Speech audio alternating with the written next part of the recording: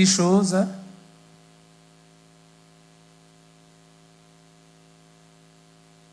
Six choses pour faire que notre vie quotidienne devienne sujet de prière. La première chose, nous avons dit que c'était quoi? La confiance en Dieu. Si nous n'avons pas confiance en Dieu, nous ne pouvons pas faire de notre quotidien sujet de prière. Deuxième chose, quoi? La reconnaissance de nos limites. Il n'y a que ceux qui reconnaissent leurs limites, ceux qui reconnaissent qu'ils ne peuvent pas tout par eux-mêmes, qui peuvent crier à Dieu. Troisième chose, notre capacité d'avoir le temps pour Dieu. Celui qui n'a pas le temps pour Dieu, il ne peut pas prier. Ça sera difficile pour lui de prier. Il faut avoir du temps pour Dieu. La quatrième chose, vivre dans la sanctification. Celui qui ne vit pas dans la sanctification ne peut pas prier. Il ne peut pas faire de sa vie quotidienne des requêtes. Nous allons voir 2 choses et puis nous allons aborder la partie que nous allons voir aujourd'hui. Aujourd'hui, nous allons voir dans l'art de prier ou de remporter ses victoires à genoux, nous allons parler de vaincre la stérilité par la prière. Alors, chaque dimanche qui va suivre, nous allons parler de comment vaincre telle chose par la prière, comment vaincre telle chose dans la prière. Et aujourd'hui, nous allons voir vaincre la stérilité par la prière. La 5e chose qu'il faut faire pour que nous soyons capables de prier, c'est d'être discipliné. Nous avons déjà parlé de la discipline. Celui qui n'est pas discipliné ne peut pas prier. La prière exige de la discipline. Plusieurs personnes veulent prier, mais parce qu'ils sont indisciplinés, ils n'arrivent pas à prier. Dans le livre de Daniel, on nous parle de cet homme qui était occupé. Daniel était occupé. Daniel avait des fonctions politiques. Mais malgré les fonctions politiques qu'il avait, il s'agenouillait pour prier. Malgré qu'il y avait une mesure qui avait été prise pour dire, vous ne pouvez pas prier, vous ne pouvez pas faire autre chose, vous ne pouvez pas prier le Dieu, un autre Dieu. Et c'est d'ailleurs ça qui a amené Daniel, où ça? Dans la fosse aux lions. Parce que Daniel était discipliné. Au premier culte ce matin, nous avons parlé sur la distraction et nous avons vu que plusieurs personnes sont distraites. Pourquoi? Parce qu'ils n'ont pas de discipline. Celui qui n'est pas discipliné, quand c'est le temps de prier, il sera sur Internet. Quand c'est le temps de prier, il sera en train de se promener. Quand c'est le temps où il a dit que je vais prier pendant 1 heure, pendant 2 heures, il sera en train de causer avec ses amis. Plusieurs personnes qui n'arrivent pas à prier ne sont pas toujours ignorantes sur la valeur et l'importance de la prière. Il y a des gens qui connaissent pourquoi il faut prier. Ils connaissent même comment il faut prier, mais ils n'arrivent pas à prier parce qu'ils ne sont pas disciplinés. Ils n'arrivent pas à fixer un programme clair de prière. Ils prient en fonction des circonstances. Il n'a pas un rendez-vous clair avec Dieu. Il n'a pas fixé des dates, il n'a pas fixé des heures. Il va prier quand il sent que ça va. Au courant de la journée, il peut se réveiller quand il a envie. Et quand il a envie, il sent qu'il a envie de prier, là, il va prier. Mais quand il est fatigué, il dit aujourd'hui, je ne vais pas prier. Aujourd'hui, je suis fatigué. Celui qui veut être un homme de prière, une femme de prière, doit nécessairement être quelqu'un de discipliné. La prière, c'est pour les disciplinés. Ce n'est pas pour les indisciplinés. Des personnes qui n'ont pas de programme. Des personnes qui ne savent pas quand est-ce que certaines choses doivent être faites et quand est-ce que d'autres choses doivent être faites. Et ça bloque plusieurs personnes. 6e chose qu'il faut faire si nous voulons prier, être des hommes et des femmes de prière, c'est de nous entourer des personnes qui prient aussi. Frères et sœurs, le genre des personnes que nous fréquentons, le genre d'hommes et de femmes que nous fréquentons influence nos vies. C'est pour cela, celui qui prend au sérieux sa vie, prend au sérieux ses relations. Celui qui prend au sérieux sa vie, prend au sérieux ses relations. Prendre au sérieux ses relations. Prendre au sérieux ses relations, ça veut dire quoi? Ça veut dire être exigeant en rapport avec ses relations. Les personnes que tu entends le plus, les personnes avec qui tu passes le plus de temps, finiront par influencer ta manière de voir les choses, ta manière de voir la vie, ta manière d'accorder de la valeur à certaines choses. Si tu fréquentes des personnes qui accordent plus de valeur, par exemple, à la lecture, tu finiras par être quelqu'un qui lit. Si tu fréquentes des personnes qui accordent de la valeur à l'habillement, des gens qui sont stylés, qui savent concorder les couleurs, eh bien, tu vas aussi prendre ce goût-là. Chacun de nous ici peut citer des choses où il a été influencé, où c'est peut-être une fréquentation qu'il a eue quand il était à l'école primaire ou à l'école secondaire, et ça lui a donné le goût de certaines choses. Alors, quand tu fréquentes aussi des personnes qui prient, des personnes qui savent recourir à la prière, leurs conversations seront faites de prière. Ils vont te rappeler, à telle période, à telle époque, j'avais tel problème, j'ai prié. Dès que tu viens lui dire, je suis confronté à telle situation, je suis confronté à tel problème, il va te dire, ah, je connais quelqu'un qui avait aussi un problème comme le tien. Il a prié, Dieu l'a entendu. Il va te dire, ne te décourage pas. Quand toi tu viens, tu lui racontes, j'ai prié, j'ai même prié, j'ai l'impression que Dieu ne m'entend pas, Dieu n'entend pas ma prière. La personne va t'encourager. Si tu veux être un homme de prière, fréquente aussi des personnes qui prient. Alors j'aimerais nous poser la question, dans notre entourage, dans ton entourage, est-ce qu'il y a des personnes qui prient? Donc tu peux aussi fréquenter un frère de l'église mais qui ne prie pas, qui est un spécialiste des histoires. Quand tu es avec lui, il te raconte que les histoires des autres. Il connaît tout sur les autres, mais lui-même ne prie jamais. Amen. Que Dieu bénisse sa parole. Nous allons prendre maintenant nos Bibles dans 1 Samuel, le chapitre 1er. 1 Samuel, le chapitre 1er. Parce que nous sommes en train de parler de combattre ou gagner les batailles à genoux. Nous allons parler de gagner la bataille de la stérilité par la prière. Et nous allons donc prendre l'histoire d'une femme qui a été stérile et nous allons tirer des leçons sur son histoire, comment elle a prié, comment elle a vu des résultats et qu'est-ce que nous pouvons aussi imiter. Nous allons lire dans 1 Samuel chapitre 1er à partir du verset 3. Nous allons sauter et nous allons continuer à lire. Il est dit ceci, chaque année cet homme montait de sa ville à Silo pour se prosterner devant l'Éternel des armées et pour lui offrir des sacrifices. Là se trouvaient les deux fils d'Élie, Ophni et Phiné, sacrificateurs de l'Éternel.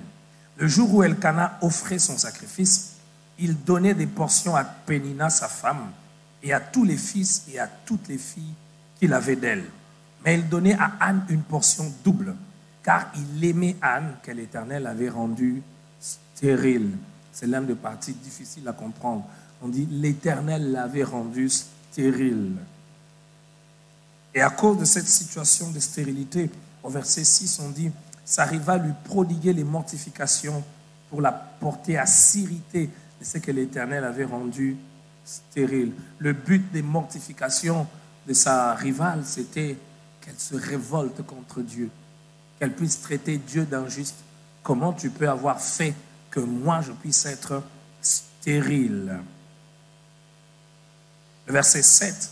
Et toutes les années, il en était ainsi. Chaque fois qu'Anne montait à la maison de l'Éternel, Pénina la mortifiait de la même manière. Alors elle pleurait et ne mangeait pas. L'auteur ici veut nous préciser que la situation de cette femme n'était pas une situation d'une seule année. Cela faisait plusieurs années. Ça avait pris beaucoup du temps qu'elle soit stérile et sans voir une solution immédiate. Le verset 8, Elkana, son mari, lui disait, Anne, pourquoi pleures-tu et ne manges-tu pas? Pourquoi ton cœur est-il attristé? Est-ce que je ne vaux pas pour toi mieux que 10 fils? Le verset 9, Anne s'éleva après que l'on eut mangé et bu à Silo. Après plusieurs années, ce n'était pas la première année où ils allaient à cet endroit pour louer, glorifier le Seigneur. Mais cette année-là, elle ne fait plus ce qu'elle faisait. Toutes les autres fois, quand sa rivale, quand sa coépouse se moquait d'elle, la mortifiait, elle pleurait, elle tournait les regards vers son mari. C'est pour cela que son mari lui disait, pourquoi tu pleures? Est-ce que je ne vaux pas pour toi plus que 10 enfants? Mais au verset 9, on nous montre qu'elle prend à ce moment-là une décision. Et qui fait que cette année est devenue pour elle une année différente de toutes les autres années.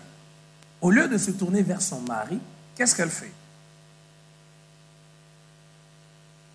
Au verset 11, au verset 10, on dit, « Et l'amertume dans l'âme, elle pria l'Éternel et versa des pleurs. » L'écrivain ici précise ce qu'il a poussé.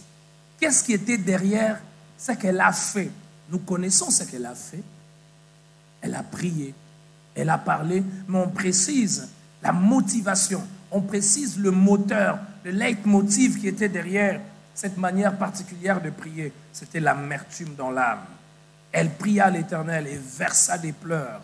Elle fit un vœu en disant, « Éternel des armées, si tu daignes regarder l'affliction de ta servante, la souffrance de ta servante, la honte de ta servante, l'opprobre de ta servante, si tu te souviens de moi et n'oublie point ta servante, si tu donnes à ta servante un enfant mâle, je le consacrerai à l'Éternel pour tout le jour de sa vie et le rasoir ne passera point sur sa tête. » Le verset 17, le sacrificateur qui était là a certainement vu cette scène. Le sacrificateur a même pris, a même pensé qu'elle était ivre. Mais elle va préciser au sacrificateur pour dire, je ne suis pas ivre, homme de Dieu. C'est la douleur, la souffrance que j'ai qui m'a poussé à prier ainsi. Alors au verset 17, Élie reprit la parole et dit, va en paix, et que l'Éternel, le Dieu d'Israël, exauce la prière que tu lui as adressée. Ma prière, j'aimerais être capable de dire aussi ce matin, comme Élie à quelqu'un, que le Seigneur exauce la prière que tu as faite. Alors, étudions cette prière pour tirer des leçons, comment vaincre la stérilité par la prière. J'aimerais nous dire que le texte ici parle de la stérilité en rapport avec le couple, le mariage. C'est deux personnes qui sont mariées et qui n'ont pas d'enfants. Mais dans le cadre de ce partage ce matin, je ne veux pas parler que de la stérilité dans le mariage. Je veux parler de la stérilité dans tous les domaines de la vie. La stérilité comme étant un manque de fruits, un manque de résultats. On travaille, mais on n'a pas les résultats que l'on attend. Peut-être sous le plan financier, peut-être sous le plan relationnel, on vit une quelconque stérilité. On s'investit dans des relations, mais ça n'aboutit jamais. Ça s'arrête toujours. Stérilité aussi pour toute personne qui manque de fruits, qui manque de résultats dans un domaine quelconque. Parce que les principes que nous tirons de l'histoire de cette femme peuvent être appliqués à tous les cas de stérilité. Alors, avant que nous puissions étudier la prière proprement dite, c'est important d'étudier la situation dans laquelle elle se retrouvait. Parce que si nous ne comprenons pas la situation dans laquelle elle se retrouvait, nous n'allons pas comprendre ce qui a changé quand elle a prié cette année-là. Elle est dans un mariage polygamique. Et vous savez, tout ce qui accompagne un mariage polygamique, c'est la rivalité, c'est les injustices, c'est les incompréhensions, c'est beaucoup de conflits et de querelles. Pour elle, elle manque d'enfants, mais sa coépouse a un enfant. Donc sa situation est encore plus grave. C'est que ce n'est pas l'homme le problème. Parce que quand dans un couple, il n'y a pas d'enfants, il y a souvent deux hypothèses. On peut se dire, soit c'est l'homme, soit c'est la femme. Mais quand l'homme a tiré à côté, il y a eu des résultats. Ça veut dire que le problème, ce n'est pas l'homme. À ce moment-là, ça sautait clairement aux yeux de tout le monde que le problème, c'était Anne. Sa coépouse le savait. Et elle utilisait ça pour la mortifier, se moquer d'elle, la réduire, la diminuer. Et le texte dit, Dieu l'avait rendue stérile. C'était une manière de dire qu'on savait que la stérilité, c'était le problème de Anne, pas le problème du mari. Et son mari l'aimait. Mais malgré l'amour de son mari n'était pas capable de résoudre son problème. Son mari, même quand il devait faire le partage, il s'arrangeait toujours pour lui remettre à elle une double portion. Il lui faisait faveur. Mais elle sentait toujours au-dedans d'elle qu'il y a quelque chose qui manquait. Là, nous voyons, dans le contexte de Anne, la première vérité importante que l'histoire d'Anne nous apprend pour vaincre la stérilité dans la prière. Plusieurs personnes ne recourent pas à la prière pour obtenir la solution à un problème qu'ils ont dans leur vie quand ces problèmes ne les a pas encore fatigués. Quand ils supportent encore ce problème, quand ils tolèrent encore les problèmes. Et vous savez, le seuil même de ce que nous supportons, il est différent. Il y a des gens qui ne supportent même pas une petite souffrance. Mais il y en a d'autres, même quand la souffrance elle est grande, même quand la souffrance elle est profonde, ça ne leur dit rien. Les choses ont commencé à changer parce qu'elle a prié. Mais qu'est-ce qui l'a poussé à prier? À un moment, elle a dit, c'en est trop. Je suis fatigué de cette situation. Je veux vous poser une question. Êtes-vous fatigué de ce que vous vivez maintenant? Êtes-vous fatigué du manque de fruits? Êtes-vous fatigué de travailler et de ne pas obtenir le résultat que vous attendez, le résultat que vous souhaitez? Êtes-vous fatigué de tourner en rond? Êtes-vous fatigué d'être marié, ça fait 5 ans, 6 ans, sans enfant? Par rapport à la souffrance, par rapport à la douleur, par rapport à la difficulté, il y a souvent plusieurs attitudes. La première attitude, c'est s'habituer. Plusieurs personnes se sont habituées à des situations qui ne sont pas normales. Plusieurs personnes se sont habituées. Vous entendez même certains dire, c'est comme ça. D'autres vont même dire, même mes parents ont vécu ça. Qu'est-ce que moi je peux faire? Je ne peux rien changer. Mes parents ont souffert comme ça. Vous pensez que c'est moi qui vais changer quelque chose? On s'habitue, on s'accommode. J'aimerais vous supplier, ceux qui comprennent l'art de gagner des batailles à genoux, c'est ceux qui ne s'habituent pas à des situations qui ne sont pas normales. Et généralement, on s'habitue à des situations qui ne sont pas normales parce que la majorité, là où nous sommes, s'habitue à ça. Peut-être que tu traverses une situation, ton voisin la traverse aussi, ta voisine la traverse aussi, l'autre aussi. D'ailleurs, on s'encourage même. Quand quelqu'un a un problème, et puis il rencontre une personne qui a le même problème que lui, il est content, il va dire, je ne suis pas le seul. Regardez quand on délibère, ou quand on donne les résultats d'une interrogation, d'une épreuve, quand on dit, il y a 5 personnes qui ont réussi sur une promotion des 120, l'autre va pas trop pire. J'ai dit combien? 2,5 sur 10. Ce n'est pas un problème, nous sommes nombreux. Si on a échoué, nombreux. Il y a même d'autres qui vont dire, je ne suis pas le seul. Ils regardent même son 2,25 là. Ils regardent, mais d'ailleurs, même si j'ai échoué, j'ai eu plus que l'autre. L'autre a eu 1,75. Même si tu as eu plus que lui, vous tous avez échoué. Alors j'aimerais te poser la question. Quelle est ta réaction face à ta stérilité? Est-ce que tu t'es habitué?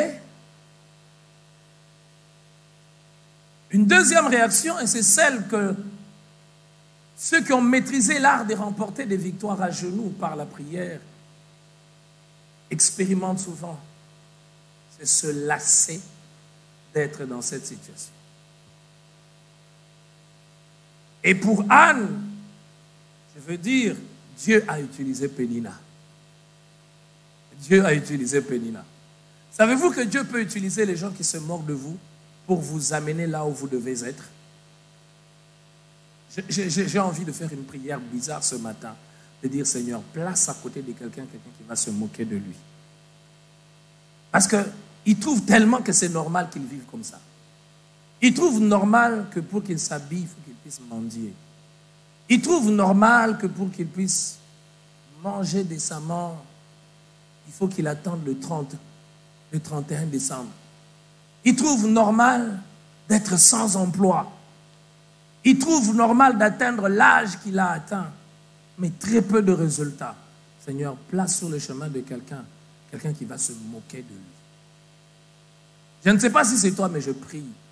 Pas quelqu'un qui va se moquer un peu, quelqu'un qui va se moquer sérieusement de toi. Oh, il n'y a pas d'amen. La Bible dit, à un moment, les enfants d'Israël sont restés longtemps sur une montagne. Elle leur a dit, vous avez trop demeuré sur cette montagne. Vous avez assez demeuré. Il y a quelqu'un qui a essayé de demeurer sur une montagne.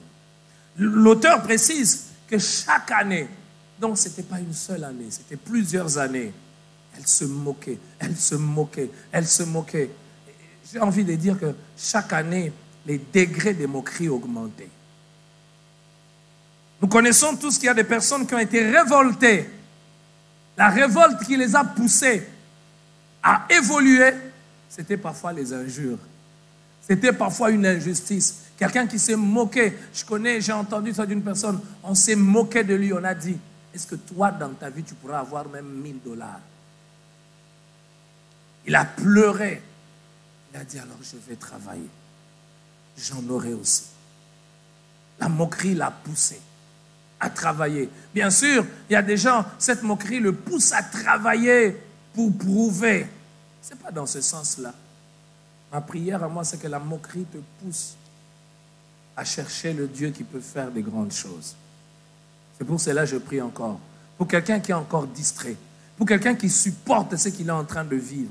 Qui supporte cette situation médiocre. Cette situation anormale dans laquelle il se retrouve. Seigneur, place une pénina. Place quelqu'un qui va se moquer. Quelqu'un qui va nous rappeler ce que nous sommes. Quelqu'un qui va te rappeler ce que tu vis.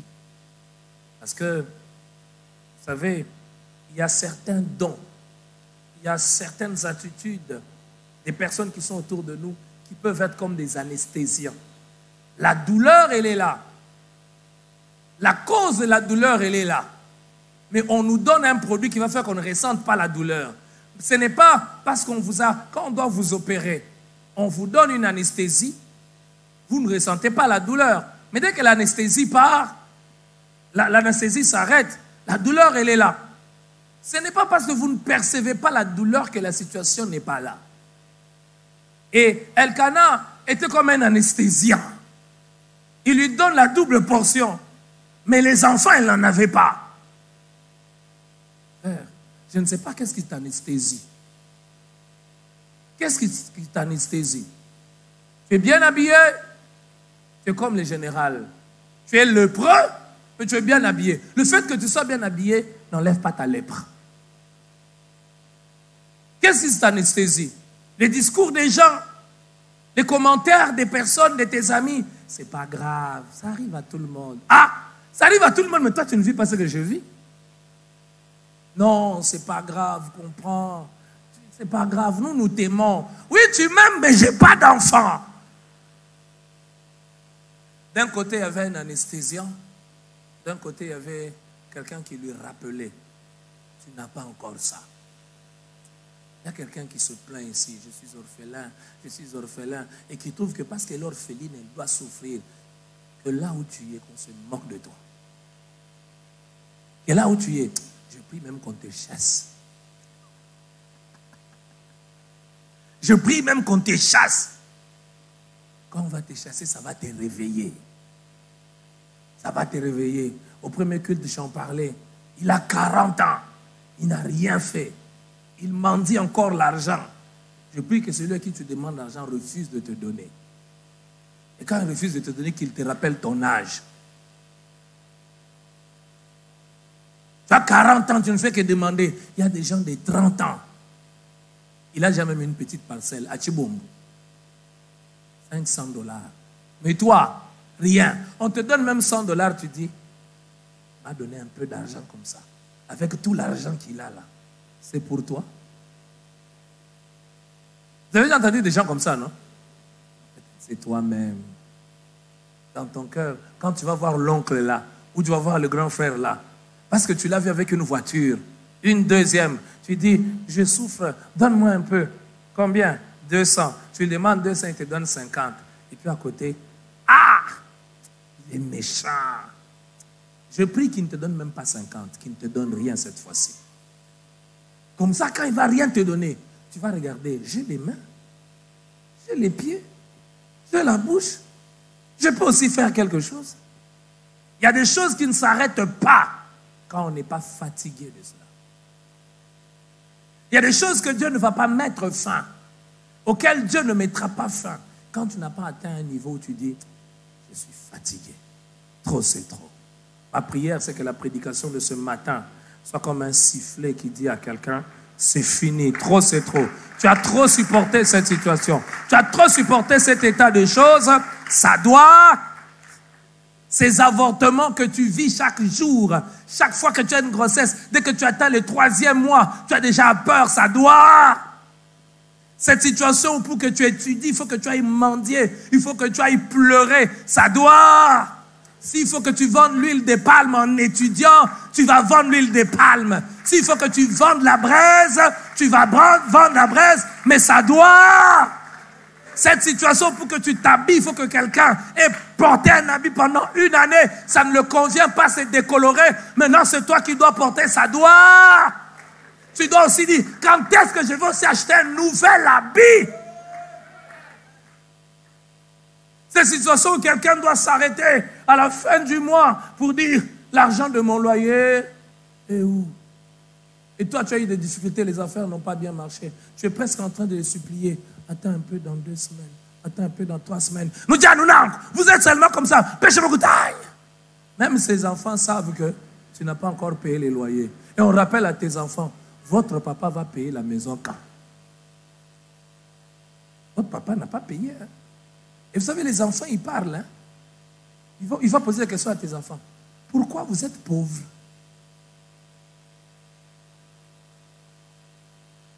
Et tes enfants vont répondre comment?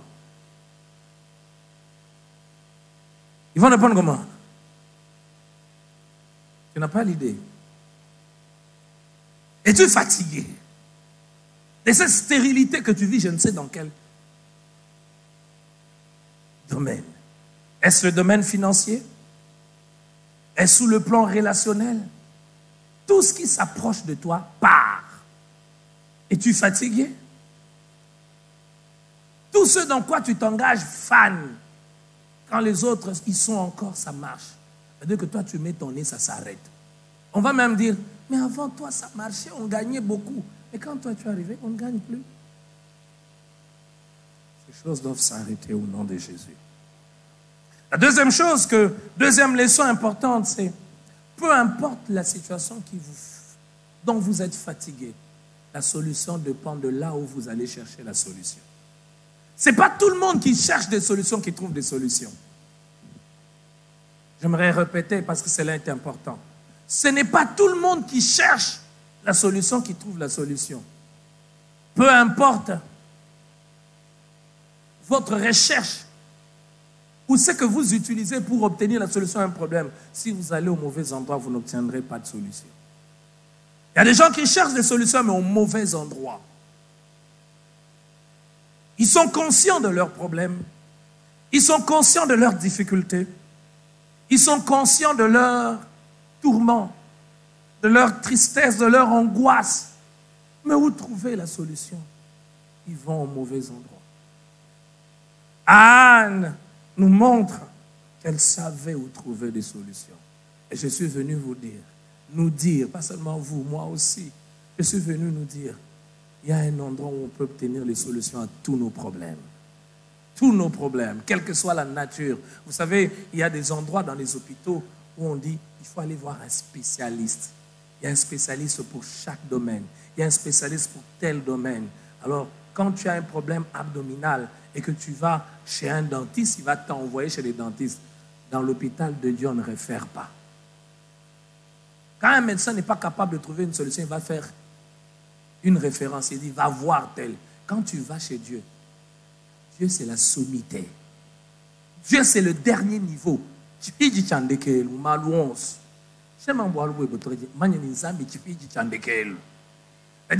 quand tu touches à Dieu, tu as touché au dernier niveau. De telle sorte que quand tu es parti vers Dieu, tu ne peux pas aller vers une autre personne. Qu'est-ce qu'il fera pour toi? Anne regardait tout le temps à son mari. Chaque fois, elle regardait à son mari. Écoutez ce que son mari avait l'habitude de lui dire. Son mari était un anesthésien. Son mari lui dit, pourquoi ton cœur est-il attristé? Oh, je manque d'enfant, ma rivale a un enfant. Tu penses que je vais être joyeux? Son mari lui dit, est-ce que je ne vaux pas pour toi mieux que 10 fils? Tu tu es important pour moi, mais les fils là, j'aimerais quand même les avoir. Donc son mari lui disait, je suis quand même un substitut. Anne a dit, non, je n'ai pas besoin de substitut. J'ai besoin de t'avoir toi, mais j'ai aussi besoin d'avoir un enfant. Elle savait que ce problème, son mari ne pouvait pas le résoudre. Qu'est-ce qu'elle fait? Elle est allée vers Dieu. Et l'amertume dans l'âme, elle pria l'Éternel. Ceux qui recourent à la prière pour gagner les batailles de leur vie, c'est ceux qui savent la grandeur de celui à qui ils adressent leur prière. Quand tu doutes de la capacité de quelqu'un, tu ne lui diras pas ton problème. Quand tu doutes du pouvoir d'une personne, tu ne lui diras pas ton problème. On peut même te dire, va voir tel. Ah, qu'est-ce qu'il va faire pour moi? C'est pour cela, frère, ceux qui prient véritablement, ce sont ceux qui sont convaincus que Dieu est puissant. Ce sont ceux qui sont convaincus que Dieu est redoutable. Ce sont ceux qui sont convaincus que Dieu peut tout. Je ne sais pas qu'est-ce qu'il en est de toi, mais je sais par rapport à ma vie que là où tout le monde a échoué, Dieu ne va jamais échouer. Et que cela soit un encouragement pour toi. N'importe quelle stérilité peut prendre fin. Si celui qui est frappé la stérilité peut tourner ses regards vers Dieu. Et les solutions de Dieu ne dépendent pas de la durée de nos problèmes. Les solutions de Dieu dépendent de sa puissance et de sa capacité. Il y a des hommes, quand vous allez aller leur dire votre problème, quand vous leur dites votre problème, ils vont vous dire, si tu étais venu avant, maintenant c'est déjà compliqué. Maintenant c'est déjà tard. Quand il arrive devant la tombe de Lazare, la sœur de Lazare lui dit, tu es venu en retard. Est-ce que Jésus a accepté qu'il est venu en retard?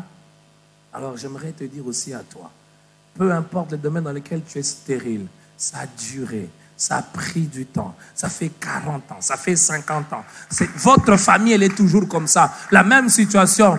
400 ans, il peut mettre fin. Anne a prié. Ceux qui gagnent les batailles de leur vie à genoux, ceux qui peuvent voir la stérilité s'arrêter par la prière, ce sont ceux-là qui sont convaincus qu'il peut tout faire. Ce sont ceux-là qui recourent à lui quand c'est difficile. Ce sont ceux-là qui ne laissent pas la difficulté leur déterminer leur attitude devant Dieu. Parce qu'il y a des gens, tellement on leur a dit que ça ne se fait jamais, tellement on lui a rappelé que c'est impossible, tellement on lui a dit que c'est... Ils croient même que Dieu ne peut pas aussi faire.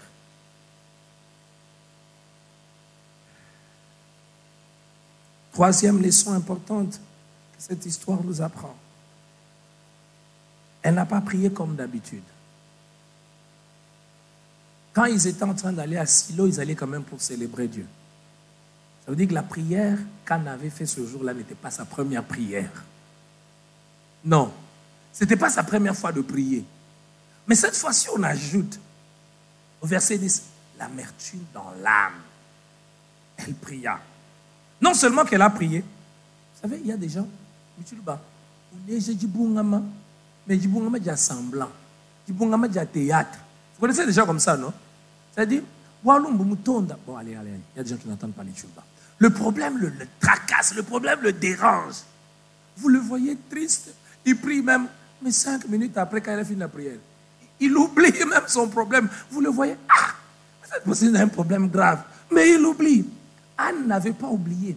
Quand elle a prié, non seulement qu'elle avait l'amertume, mais elle a coulé des larmes. Ce n'était pas suffisant. Parce qu'il y a aussi des gens, vous le voyez, quand ils prient, mon Dieu, résout mon problème. Après avoir coulé des larmes, il vit comme un inconscient.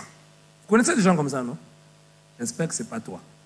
Il vit comme un inconscient. Mais Anne, c'était vraiment profond, à telle enseigne que Élie a confondu qu'elle était ivre. Alors je me suis posé la question, c'est quel genre de prière qu'on fait où on peut donner l'impression qu'on est ivre? Quand mal, tu as vu quelqu'un qui est ivre, il a perdu l'essence, il marche, mais elle prie au point où l'homme de Dieu pense qu'elle est ivre. Quel genre de prière Anne a faite? C'est-à-dire la douleur qu'elle avait n'était pas quelque chose de superficiel. Elle avait vraiment besoin d'une solution. Elle était convaincue que Dieu pouvait faire. J'aimerais dire, ce n'est pas les attitudes d'Anne, là, quand elle a prié comme ça, qui ont influencé la prière, qui ont influencé l'exaucement, mais ces attitudes reflétaient ce qu'il y avait dans son cœur. Qu'est-ce qu'il y a dans ton cœur quand tu pries? Oui, tu pries pour cette situation impossible, mais comment tu pries? Elle a prié différemment ce jour-là. Change un peu ta manière de prier. Change un peu ta manière de prier. Il y a des gens qui prient comme si Dieu était leur travailleur. Elle a prié comme une femme ivre parce qu'elle suppliait l'Éternel. Tu pries comme un patron. Écoute, Dieu, si tu veux, si tu ne veux pas, ça te regarde. Mais moi, je t'ai quand même prié. Tout le monde me dit que c'est toi qui peux faire quelque chose. Essaye de faire, hein, Dieu. Essaye de faire. La Bible dit que Élie, quand il attendait la pluie, il a pris la position comme une femme qui veut accoucher. Il y a des prières qui enfantent des vies. Il y a des prières qui enfantent une histoire. Il y a des prières qui enfantent des destinées. C'est des prières que l'on fait en étant convaincu que tout dépend de ce que je fais là maintenant. Elle a prié différemment. L'amertume dans l'âme, elle a prié. Elle était consciente de sa douleur. Elle ne faisait pas semblant de prier. Elle priait avec son cœur. Elle priait avec tout son être. Est-ce que tu pries aussi comme ça? Quand tu pries, vous savez, il y a des gens, quand vous les voyez prier, vous vous dites, je dis comme les vieilles mamans sur le banc, elle est venue en sorcière, elle est où elle est venue prier. Tu la vois la manière dont elle prie, elle est comme une caméra. Comment toi, après la prière, tu connais comment tout le monde s'était habillé? Pour retenir que ça fait 4 dimanches qu'elle vient avec cet habit-là. Comment tu fais? Comment?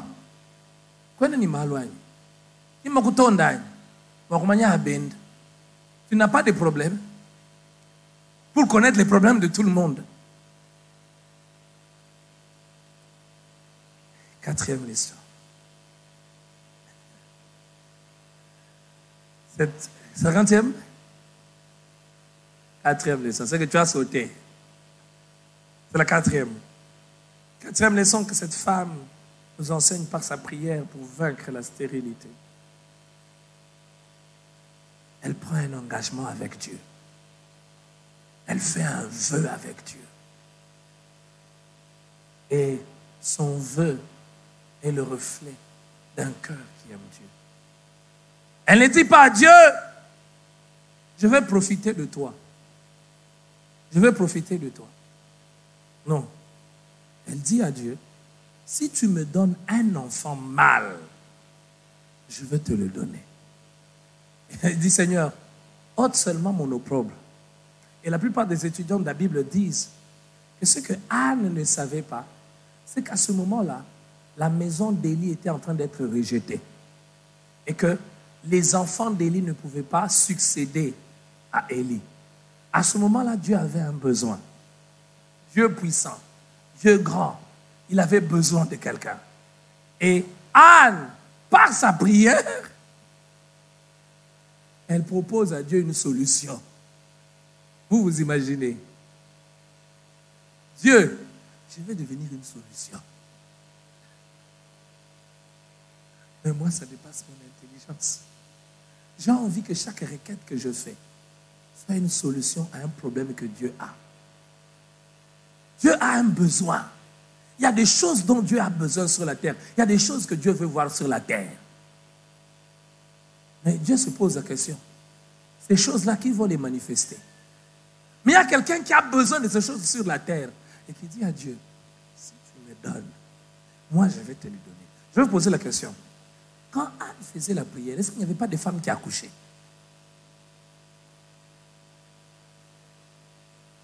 Est-ce qu'il n'y avait pas de femmes qui accouchaient?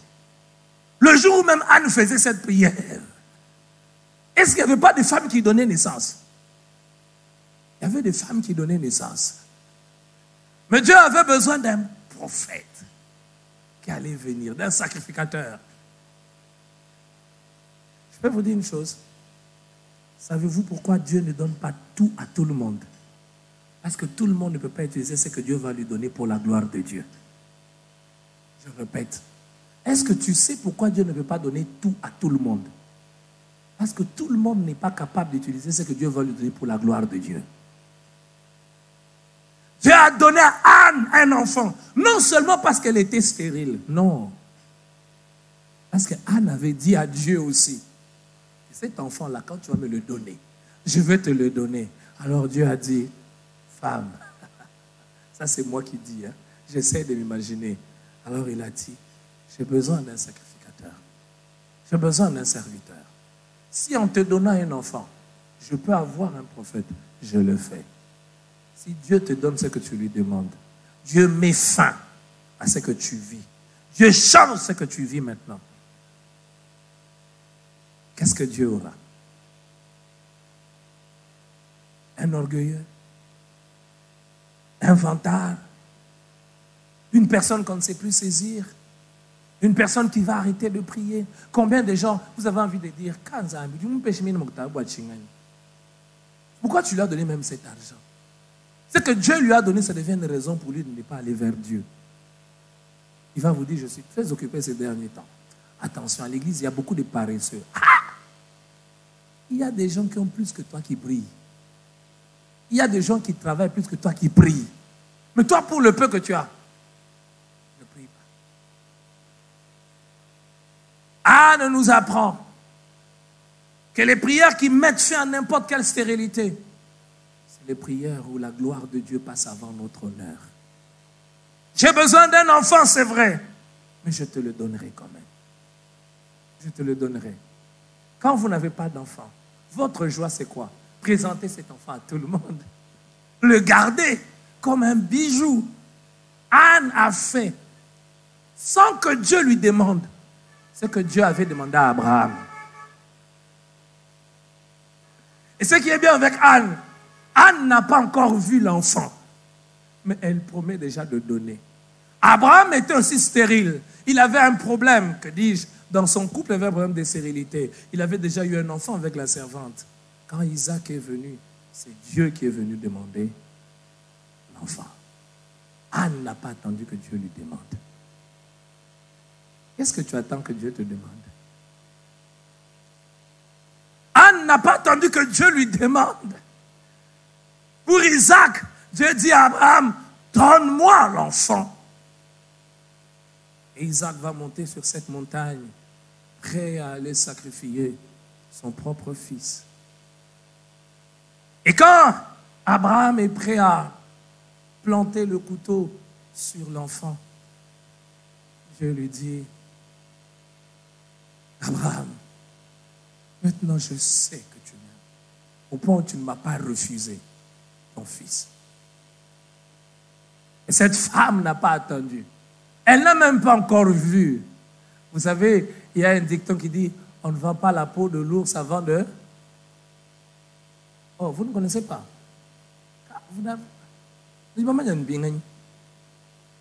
Hein? Vous connaissez seulement quoi? On ne vend pas la peau de l'ours, du lion, on ne vend pas la peau de quoi? Avant de l'avoir. Vous connaissez une culture, toi? Vous connaissez une belle micande, toi? Hein? Vous connaissez une soumini, mon français, ma proverbe, vous connaissez toi? Alors, il faut avoir tué un animal pour dire à quelqu'un que je vais te vendre sa peau. Mais Anne, elle fait le contraire. Je n'ai pas encore vu l'enfant. Je sais que tu peux me donner cet enfant-là. Quand tu vas me le donner, je vais te le donner. Si quelqu'un te fait une promesse, il n'a pas encore... Alléluia. Seigneur, j'aimerais prier encore mieux. J'aimerais encore prier mieux. Elle ne dit pas, donne-moi d'abord, et puis je verrai ce que je vais faire après. Non. Si tu me donnes un enfant mâle, je vais te l'offrir. Au fait, moi, les ambi dos contre eux. Moi, la cancos. Elle a bloqué Dieu. Je sais que tu veux me donner cet enfant. Tu es capable. Si tu me donnes cet enfant, frère, on ne dit pas ça à quelqu'un dont on doute les capacités. Si je doute des capacités, je vais dire, si tu me donnes, je vais te donner. Non. C'est que je sais qu'il peut me donner. Et je lui dis, donne-le-moi quand même. Si tu me le donnes, je vais faire ça. Maintenant, celui qui a prié comme ça, alors je vais vous dire maintenant, très important, ce que je vais dire maintenant.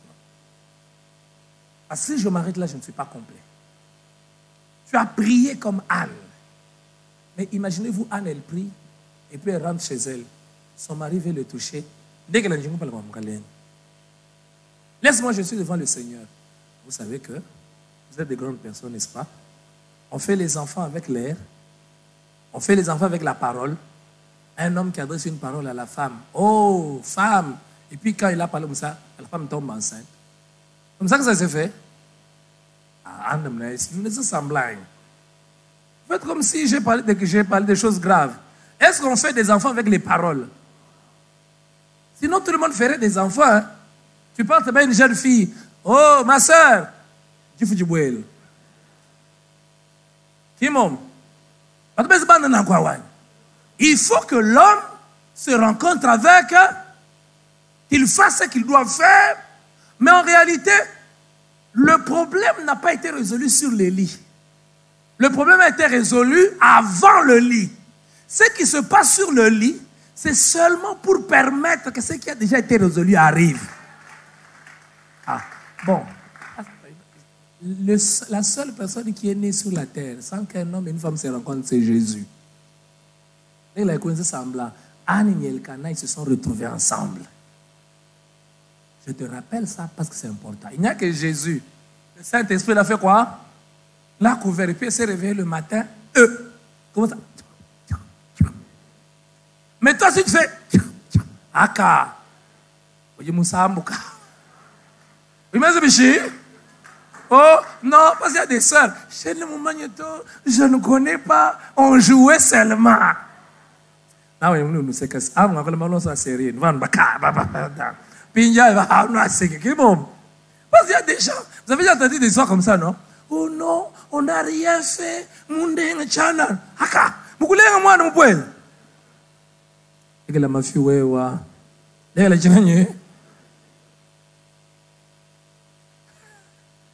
Pourquoi je parle de ça? Elle a prié, elle a demandé à Dieu, mais il y a ce qu'il devait faire. Il y a des gens qui prient, Seigneur, mets fin à ma situation, mets fin à ma souffrance. Tu as une stérilité dans tes affaires. Quand tu as prié, après, va travailler. Va travailler, mon frère. Va travailler en ayant l'assurance que j'ai parlé à Dieu, Dieu va influencer. Ce qui ne dépend pas de moi, Dieu va s'occuper. Mais ce qui dépend de moi, je vais le faire. Va travailler. Va faire quoi?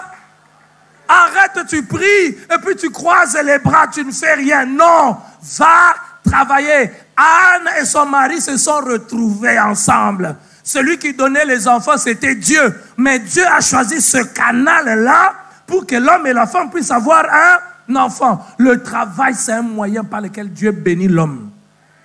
Alors toi, tu n'aimes pas le travail. Va travailler. Tu as parlé à Dieu. Beaucoup de gens dans nos églises, ils ont prié. Mais la stérilité dans leur domaine ne s'arrête pas. Pourquoi? Parce qu'après la prière, ils attendent que Dieu puisse descendre lui-même. Dieu a déjà agi. Dieu a déjà décidé. Mais il attend que l'homme offre l'aéroport. J'ai envie de dire à quelqu'un, il y a des bénédictions de Dieu. L'avion là de Dieu là, qui amène la bénédiction, c'est en train de tourner dans l'air. Parce qu'il n'y a pas d'aéroport sur ta vie. Tu ne veux pas travailler. Tu veux seulement demander l'argent. Tu as les mains, tu as les pieds. Travaille. Hein? Jeune fille, travaille. Travaille. Look at the chansouk. Mon père me dit dans ta poche, tu as combien? Parce qu'on dit, va avec le peu que tu... Toi-même, le peu, tu n'en as pas. Mon père me dit, nous, Beaucoup de guerriers dans la prière sont pauvres parce qu'ils ne travaillent pas. Je répète, beaucoup de guerriers dans la prière sont pauvres parce qu'ils ne travaillent pas. Parce que Dieu a choisi le travail comme un canal aussi pour bénir l'homme. Parfois, on pense que la bénédiction, c'est j'ai croisé les bras, j'ai prié, puis boum, je me réveille le matin, le ciel est ouvert. Même quand on prie, Seigneur, ouvre le ciel sur moi. Qui a déjà fait cette prière-là? Ouvre le ciel sur moi. Quand Dieu ouvre le ciel, mais la pluie va tomber, non? N'est-ce pas? Quand Dieu ouvre le ciel, c'est pour que la pluie fasse quoi? La pluie va tomber sur quoi? Une terre où tu n'as rien mis. Quand tu pries que le ciel s'ouvre, laboure la terre, mets une sémence dans la terre. Ton travail est une sémence. Et quand Dieu ouvre le ciel, sa pluie tombe sur ton travail, ton travail produit plus. Mais toi, tu n'as rien à présenter. Tu n'as rien à présenter. J'ai beaucoup prié. J'attends que Dieu intervienne. J'attends. C'est le Dieu de miracles. Mais travail. Il y a beaucoup de travail à faire. Il y a beaucoup de travail à faire, ma soeur. Il y a beaucoup de travail à faire. Quand tu as toqué partout, on ne peut pas t'avoir. Demande l'argent à quelqu'un. Mais demande avec un objectif. Il y a des gens qui demandent l'argent aux autres sans objectif. À 40, à 30 ans, tu demandes encore l'argent pour payer les habits. 30 ans, tu demandes l'argent pour... Au nom de Jésus, c'est lui à qui tu vas demander qu'il te chasse. Demande-lui et dis-lui, j'ai besoin d'argent, je vais commencer une activité. Je veux commencer. Comme ça, ne pas donner l'argent à quelqu'un, ça ne veut pas dire que tu ne l'aimes pas. Parfois, tu l'aimes. Parce que si tu continues à lui donner comme ça, tu fais paresser. 30 ans, il te demande l'argent pour payer les habits. 30 ans. Non. Donne-lui l'argent et puis dis-lui, l'argent, travaille, tu vas bien t'habiller. Tu vas porter une belle veste, mais travaille. Il y a des gens au marché ici qui ont besoin de quelqu'un qui peut les aider. Mais toi, tu ne fais rien. Seigneur, que cette stérilité s'arrête. Que cette stérilité s'arrête. Si on te dit seulement, ok, va un peu même en route, on va te donner 2000 francs chaque jour. Tu n'as rien. Même les 2000 francs là, tu refuses. Aka, même quand je vais marcher sous le soleil.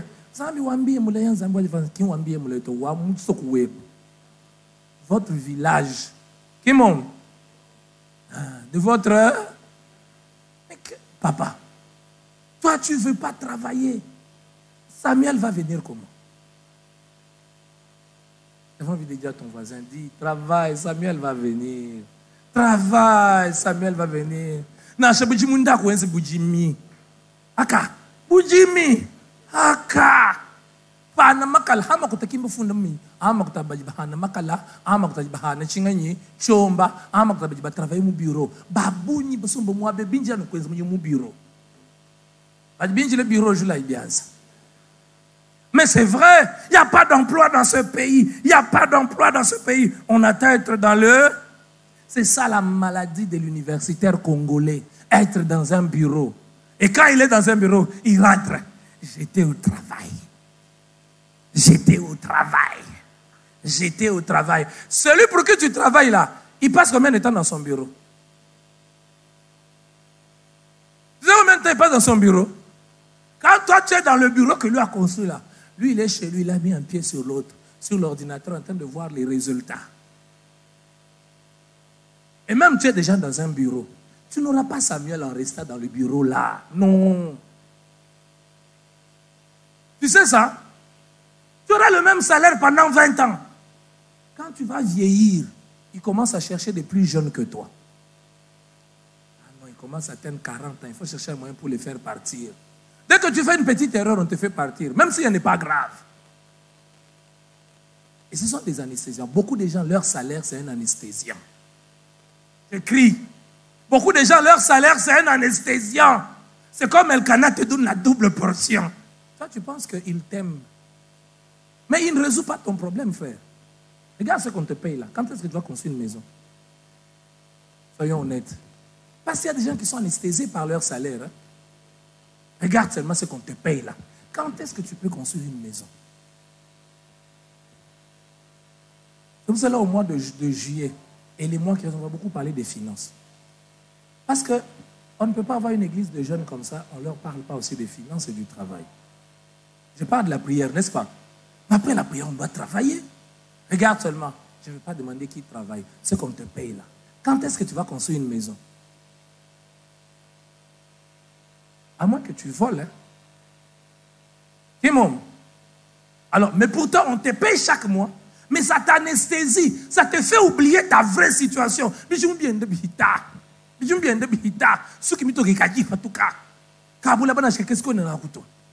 Même une petite terre, tu n'en as pas. Est-ce que j'ai dit qu'il faut avoir la terre pour aller au ciel? Non. Mais quand nous nous convertissons là, il nous laisse aussi sur la terre. Non? Il a dit qu'il sera avec nous. Où? Au ciel seulement. Il est avec nous où? Pour faire quoi sur la terre? Pour seulement qu'on vienne chanter, danser. Alléluia, alléluia, amen. Et ceux qui ne le connaissent pas nous dirigent, nous dominent. Et toi, tu vas demander à celui qui ne connaît pas Dieu là. Engage-moi un peu. Engage-moi un peu. Il te regarde. Mais votre Dieu là, il fait quoi? Quand est-ce que toi aussi tu vas faire un endroit où ceux qui ne connaissent pas Dieu viennent travailler et ils vont connaître Dieu en travaillant chez toi? Tous ceux qui travaillent, ne levez pas les mains, mais posons la question. Dans 10 ans, si on te paye le même salaire, tu vas construire une maison? Même pas. Bon, une maison même, c'est beaucoup. Une maison, c'est beaucoup. Même un terrain seulement vide. Par exemple, je vais y bande. Oui, il faut faire 500, 1000, 2000. Mais ah, je le mot église. Je travaille. Je travaille.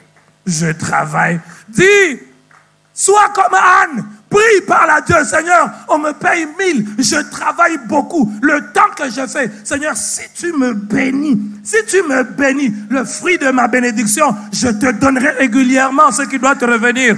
Et Dieu va t'ouvrir les yeux. Tu vas commencer une affaire. Tu vas commencer une activité au nom de Jésus. Seigneur, libère l'intellectuel congolais de la mentalité de bureau. Libère-le au nom de Jésus.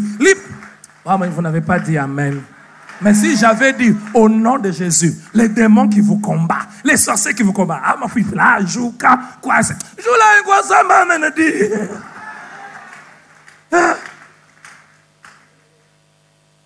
Il y a des choses qui vous anesthésient. Ce qu'on te paye là, c'est pas suffisant. Je te rappelle, c'est pas suffisant. Prie, dis à Dieu, Seigneur, on me paye 2000, mais c'est pas suffisant. Ce n'est pas avec ça que je vais scolariser mes enfants dans les meilleures institutions. Non. Ce n'est pas avec ça que je peux laisser un héritage à mes enfants qu'ils ne soient pas en train de mendier après moi. Ce n'est pas avec ça. Seigneur, je veux plus. Et quand tu pries comme ça, tu as la mentalité de quelqu'un qui veut plus. Tu commences à tourner à gauche, à droite. Et le Seigneur va te donner une idée. Tous ceux qui travaillent au nom de Jésus, que Dieu vous libère de la mentalité du bureau. Que Dieu vous libère de quoi? Donc, on te paye, tu gardes aussi pour commencer ce qui t'appartient à toi. Et toi, quand on te paye le 30, les 30 suivants, avant même les 25, tout est fini. Tu commences à attendre, Seigneur, que les jours terminent vite, vite, vite. Les 20, il y a tout fini. Les femmes qui ne travaillent pas, pardonnez-moi. Ton mari, là, on le paye. Quand il te dit même, garde un peu. On doit préparer la layette. On doit préparer la layette. Et là, tu pleures même. Moi, ici, je suis enceinte. Tu n'as rien fait pour moi. Vous voulez qu'on batte? Vous voulez qu'on lose? Et mon, on a bien nous, Yamungila, Bouakubuluka, Wenzamujimu, ou t'as dit que tu as un na inaou. Yamin du chal mon paya, Moutouf, ou Wenza caisse noire. Lui, vient, il te montre tout. Tu prends, et lui dit non, d'abord tu inventes des histoires. Non, Bintumbi Bande. Les choses, les prix ont augmenté, les choses sont devenues. Oh, j'ai débordé déjà.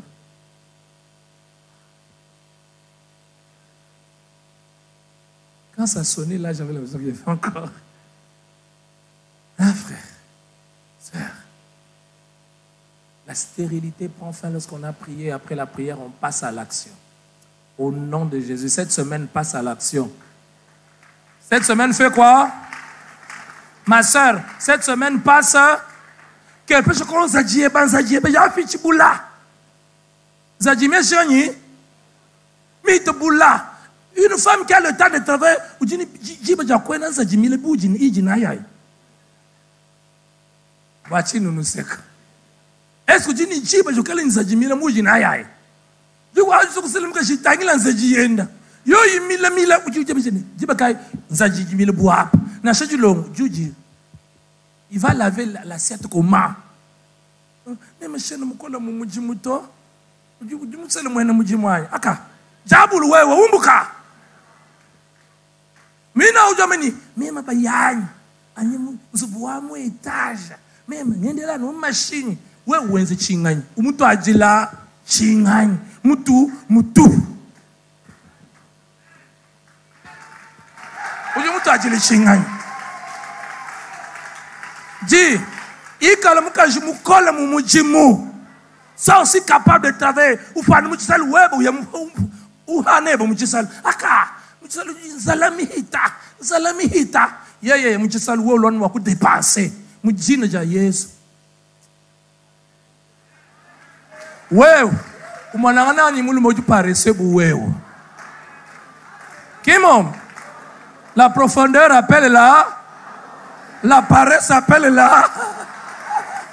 Wewa nous paresse bouwewa. Amen, il y a qui fait. Non, mes amis, travaillons. Cette semaine, quand tu sors, va travailler. Ndakufana makala, ndakufana chomba, bang chaka salon ke banashka kekesa, bang cha. L'essentiel, quand tu as l'argent dans ta poche qui vient de ta sueur, tu es fier. Et puis tu peux dire à Dieu, bénis mon travail. Toi tu vas dire, Dieu va bénir quoi? Dieu va bénir Masanje bagne. Là, il sait pas que mal quoi internet. Zaminya benisha chingani. Non mais c'est vrai, hein? Il y en a qui viennent à l'église. Dieu va bénir quoi? Tu veux que Dieu bénisse quoi? Ma soeur, frère, Dieu va bénir quoi? Quoi, chanan? Français, mitonde, mukana, mupaya, mutufu. A dit, sœur, que vous les jeunes, ni tout djabish, aka, sœur matérialiste. La sœur là, elle est matérialiste. Les sœurs dans cette église n'aiment que ceux qui ont beaucoup d'argent. Qui t'a interdit, toi, d'avoir beaucoup d'argent? Et aussi beaucoup d'argent. Et puis, on va t'aimer aussi. À celui qui n'a rien, on retrachera même. Les Français paresseux. Quand papa a dit, quand maman, 25 ans, papa. Tu as 25 ans, mais tu dis toujours papa, maman, 25 ans. 25 ans.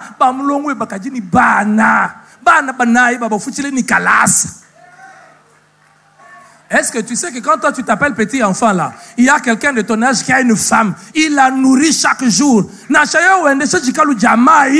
est plus responsable que toi. Oh non, elles aiment beaucoup l'argent. Mais est-ce qu'elle t'a jamais aimé pour savoir? Hein?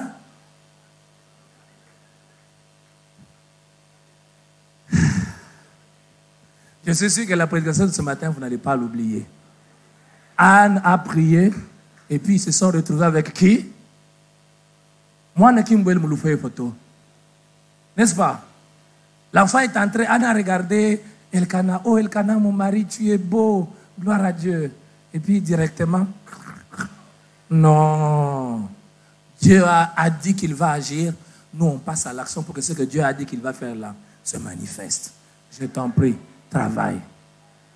Cette semaine, va vendre les arachides. Mais même les arachides dans les sachets.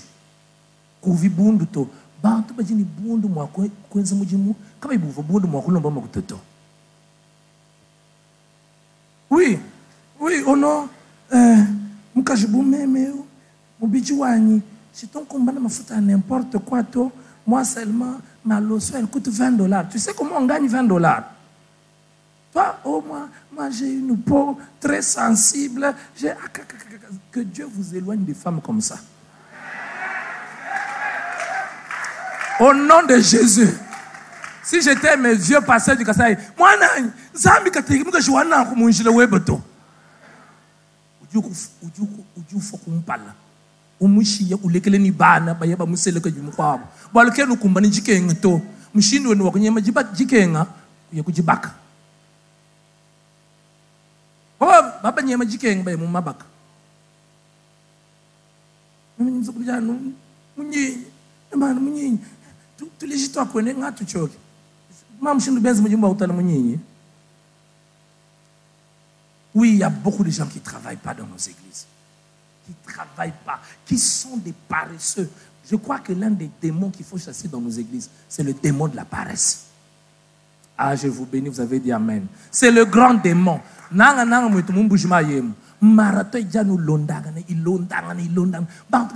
Paresseux.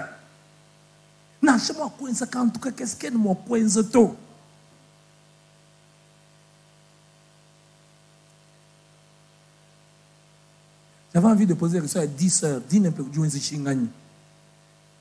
Je peux faire ça?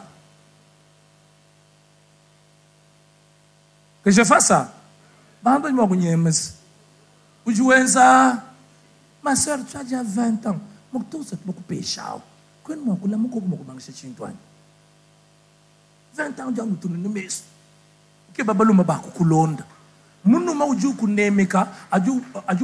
as il te respecte quand il voit que tu es aussi intelligent. Quand il se rend compte que j'ai 100 francs, avec elle, les 100 francs là peut se multiplier. Vous savez, celui qui sait gagner de l'argent ne va pas dépenser de l'argent des autres. Tu peux lui laisser $1000. Elle ne va pas dépenser, elle ne va pas venir avec des explications. Quand mon ami tel était passé avec ça là, quand il m'a dit que, quand on m'a amené que, elle dit 1000 € à faire. On sépare l'argent de l'affaire et l'argent de la maison. Mais toi, comme tu ne connais pas travailler, dès qu'on te donne seulement, vous faites Bambi qui là, chez moi le make-up, si tu veux le make-up, make-up, je mets combien? $50. Aka, $50 le compte pas là.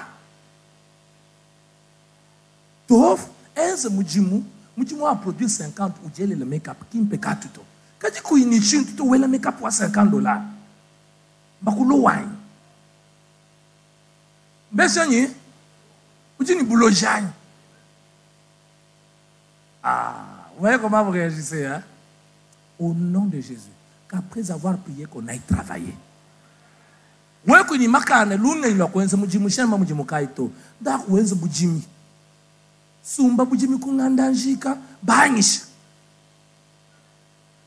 Pourquoi Nasha Kuma Bayeko? Sumba Nasha, moitié ou 1 hectare, Banisha. Vous la bonne locajan, attends, je vais faire un année. Montini monte le condé, je me dis. Tu es bon, Montini monte le condé, je tu n'aimes pas l'évangélisation, tu fais quoi? Tu ne veux pas travailler, tu vas fuir. Quand tu es une église ou à Balandato, tout fait chanson bibundu. On fait la honte de Dieu. Les païens travaillent plus que nous. Ils nous engagent. Il y a un frère qui est venu me dire, pasteur, je vais au marché. Le monsieur là, c'est un musulman. Il a dit que pour que tu continues à travailler, deviens musulman. J'ai eu mal. J'allais lui proposer quelle solution? Non, c'est pas. J'allais lui proposer quelle. Le musulman m'a dit là que deviens aussi musulman. Si je lui dis arrête, il va vivre. Mais je lui dis d'arrêter par la foi. Mais après, il faut trouver une solution. Oui, mais tu connais qu'à boutique. Dans chaque cas, on se bat pour faire une sardine. Hein? Dis-moi quoi? Mon tout le monde dit, pasteur, un message qui a été message wala ni bantu balanda mu église bakenga basambile bikola bayeba bahenda mu njila. Kimon, quand on chasse là, on voit ta photo à l'église, tu pries. Maintenant celui qui vient te chasser à l'université, j'avais vu ta photo, tu priais beaucoup, non? On vend l'image d'un Dieu incapable, d'un Dieu qui ne peut rien faire. fin wa année, muntu ni muntu yilo kungambe chijuweza. Kimom, wewe kuwenzi chintu to exibition. Tu sambi di lu passer délivrance wa 30 jours. Nyuma wa lu lengu, wenzi chinganyi. Dimanche prochain, muntu ni muntu à la capitale. Tu vas voir. J'ai allumé. Dans la capitale qui est beaucoup 1000 francs. Non, je suis sérieux. Dimanche prochain, mets l'argent dans une enveloppe. Pas l'enveloppe d'achat parcelle. Et puis, je ne veux pas faire la stratégie. Hein. Je vous demande comme ça, tu mets, puis je dis, bien sur ton là, et qu'on parle. Non. Tu gardes seulement l'argent là. Je vais prier pour cet argent. Mais, kujima kuta auto. Et bon, voilà. Oui, prends cet argent là, commence quelque chose. On est d'accord? Si c'est 100 $, si c'est 1000 francs, 1000 francs, c'est mort, tout le il y a des sœurs ici qui m'ont dit, je ne vais pas leur présenter cette semaine. Ils m'ont dit, pasteur, on a commencé avec 20 000 francs. Hein? Combien? 50 000. 10 000. Ils ont 10 000. Aujourd'hui, ils m'ont dit, après 3 semaines, 4 semaines, 200 000 francs. Elles sont à deux, elles se sont associées. Ah, vous, je me le borde, moi, le plante, moi, la manette, on tagne là. Je vais la manette, on file à l'écolos. File à l'écolos, file à l'écolos, c'est du monde n'a hein? Je vais la manette, on file à l'écolos. Tu ne peux pas dire, pourquoi là? Mes amis, même si je déborde, hein, si je ne vous prêche pas comme ça, je ne vous aime pas.